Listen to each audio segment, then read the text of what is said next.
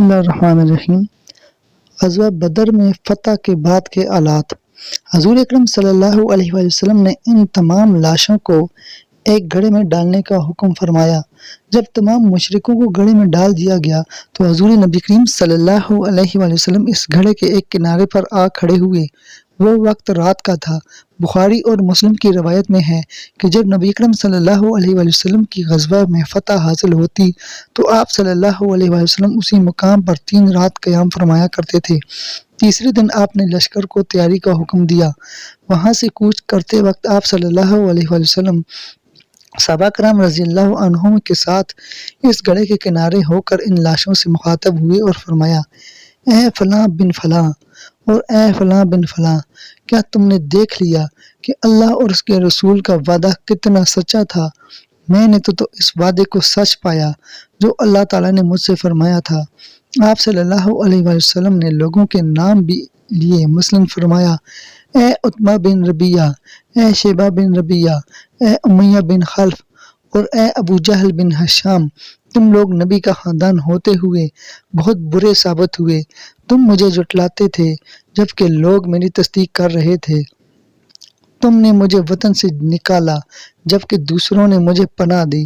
تم نے میرے مقابلے میں جنگ کی جبکہ غیروں نے میری مدد کی۔ آپ صلی اللہ علیہ وآلہ وسلم کے یہ الفاظ سن کر حضرت عمر رضی اللہ عنہ نے عرض کیا: اے اللہ کے رسول، آپ ان مردوں سے باتیں کر رہے ہیں جو بے روح لاشیں ہیں۔ اس کے جواب میں آپ نے ارشاد فرمایا: جو کچھ میں کہہ رہا ہوں اس کو تم لوگ اتنا نہیں سن رہے ہیں، مگر یہ لوگ اب جواب نہیں دے سکتے۔ حضور صلی اللہ علیہ وآلہ وسلم نے فتح کی خبر مدینہ منورہ بھیج دی۔ مدینہ منورہ میں فتح کی خبر حضرت زید بن عرصہ رضی اللہ عنہ لائے تھے۔ انہوں نے یہ خوشخبری بلند آواز میں یوں سنائی: اے گروہ انصار، تمہیں خوشخبری ہو، رسول اللہ صلی اللہ علیہ وآلہ وسلم کی سلامتی اور مشرکوں کے قتل اور گرفتاری کی۔ قریشی سرداروں میں سے فلاں فلاں قتل اور فلاں فلاں گرفتار ہو گئے ہیں۔ ان کے منہ سے یہ خوشخبری سن کر اللہ کا دشمن کعب بن اشرف یہودی طیش میں آ گیا اور انہیں جھٹلانے لگا۔ ساتھ ہی اس نے کہا: اگر محمد نے ان بڑے بڑے سورماؤں کو مار ڈالا ہے تو زمین کی پشت پر رہنے سے زمین کے اندر رہنا بہتر ہے، یعنی زندگی سے موت بہتر ہے۔ فتح کی یہ خبر وہاں اس وقت پہنچی جب مدینہ منورہ میں حضور نبی کریم صلی اللہ علیہ وآلہ وسلم کی صاحبزادی وفات پا چکی تھی اور ان کے شوہر حضرت عثمان رضی اللہ عنہ اور وہاں موجود صحابہ کرام ان کو دفن کر کے قبر کی مٹی برابر کر رہے تھے۔ ہاں، حضرت صلی اللہ علیہ وآلہ وسلم کو جب حضرت رقیہ رضی اللہ عنہا کی وفات کی اطلاع دی گئی تو ارشاد فرمایا: الحمدللہ، اللہ تعالیٰ کا شکر ہے، شریف بیٹیوں کا دفن ہونا بھی عزت کی بات ہے۔ فتح کی خبر سن کر ایک منافق بولا: اصل بات یہ ہے کہ تمہارے ساتھی شکست کھا کر تتر بتر ہو گئے ہیں اور اب وہ کبھی ایک جگہ جمع نہیں ہو سکیں گے۔ محمد صلی اللہ علیہ وآلہ وسلم بیٹھ کر آئے ہیں۔ اگر محمد صلی اللہ علیہ وآلہ وسلم زندہ ہوتے تو اپنی اونٹنی پر خود سوار ہوتے، مگر یہ زید ایسے بدحواس ہو رہے ہیں کہ انہیں خود بھی پتہ نہیں کہ کیا کہہ رہے ہیں۔ اس پر حضرت اسامہ رضی اللہ عنہ نے اس سے کہا: ہوئے اللہ کے دشمن، محمد صلی اللہ علیہ وآلہ وسلم کو آ لینے دے، پھر تجھے معلوم ہو جائے گا کسے فتح ہوئی اور کسے شکست ہوئی ہے۔ پھر نبی کرم صلی اللہ علیہ وآلہ وسلم مدینہ منورہ کی طرف روانہ ہوئے۔ راستے میں صفرا کی گھاٹی میں پہنچے تو اس جگہ آپ صلی اللہ علیہ وآلہ وسلم نے مال غنیمت تقسیم فرمایا۔ اس مال میں 150 اونٹ اور 10 گھوڑے تھے۔ اس کے علاوہ ہر قسم کا سامان، ہتھیار، کپڑے اور بے شمار کھالیں، اون وغیرہ بھی اس مال غنیمت میں شامل تھا۔ یہ چیزیں مشرک تجارت کے لیے ساتھ لے آئے تھے۔ اس موقع پر آپ صلی اللہ علیہ وآلہ وسلم نے اعلان فرمایا: جس شخص نے کسی مشرک کا قتل کیا اس مشرک کا سامان اسی کو ملے گا، اور جس نے کسی مشرک کو گرفتار کیا وہ اسی کا قیدی ہوگا۔ آپ صلی اللہ علیہ وآلہ وسلم نے اس مال میں سے ان لوگوں کے بھی حصے نکالے جو غزوہ بدر میں حاضر نہیں ہو سکے تھے۔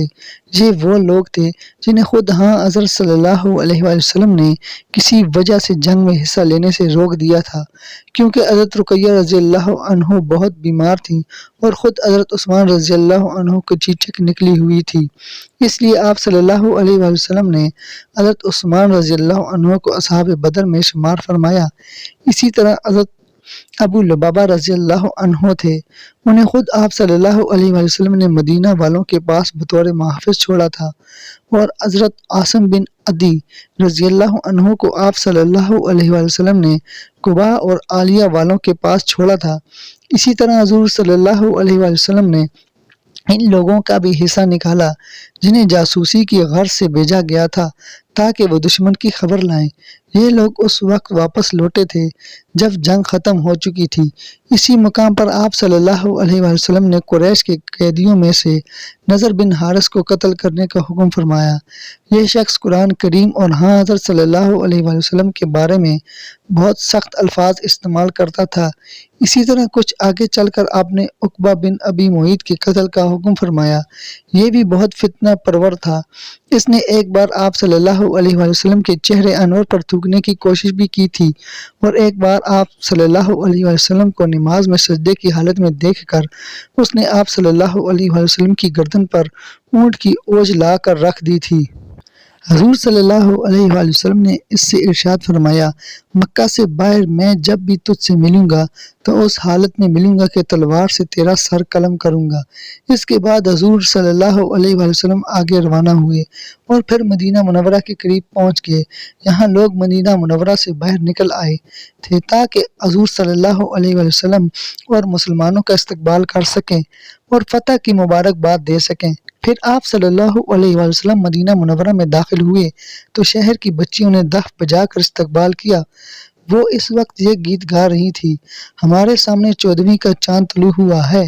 اس نعمت کے بدلے میں ہم پر ہمیشہ اللہ تعالیٰ کا شکر ادا کرنا واجب ہے۔ دوسری طرف مکہ معظمہ میں قریش کی شکست کی خبر پہنچی۔ خبر لانے والے نے پکار کر کہا، لوگو، عتبہ اور شیبہ قتل ہو گئے، ابو جہل اور امیہ بھی قتل ہو گئے، اور قریش کے سرداروں میں سے فلاں فلاں بھی قتل ہو گئے، فلاں فلاں گرفتار کر لیے گئے۔ یہ خبر وحشت ناک تھی۔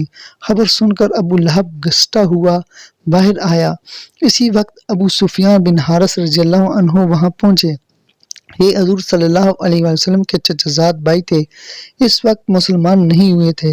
یہ بدر میں مشرکین کی طرف سے شریک ہوئے تھے۔ ابو لہب نے انہیں دیکھتے ہی پوچھا، میرے نزدیک آؤ اور سناؤ کیا خبر ہے۔ دوستو، یہاں پر ہماری ویڈیو مکمل ہو جاتی ہے۔ ہم نے جو پڑھا اور آپ دوستوں نے جو سنا، اللہ تعالیٰ اس کو قبول فرمائے۔ اور آپ دوستوں سے یہی کہوں گا کہ آپ اس کو لازمی شیئر کیا کریں ہماری ویڈیو کو، تاکہ آپ کو بھی اس کا ثواب مل سکے، اور جتنے دوست دیکھیں گے ان کو بھی ثواب مل سکے۔ اور جتنے بھی دوست ہمارے ساتھ منسلک ہو رہے ہیں، اگر وہ یوٹیوب پر ہمارے اس ویڈیو کو دیکھ رہے ہیں تو ہمارے چینل کو سبسکرائب کریں، ساتھ ہی بیل آئیکن کو دبائیں اور آل نوٹیفیکیشن پر کلک کریں۔ اگر فیس بک پیج پر دیکھ رہے ہیں تو اس فیس بک پیج کو فالو کریں اور وہاں سے اپنے دوستوں کے ساتھ شیئر کیا کریں، تاکہ آپ کو اس کا مکمل پورا ثواب مل سکے۔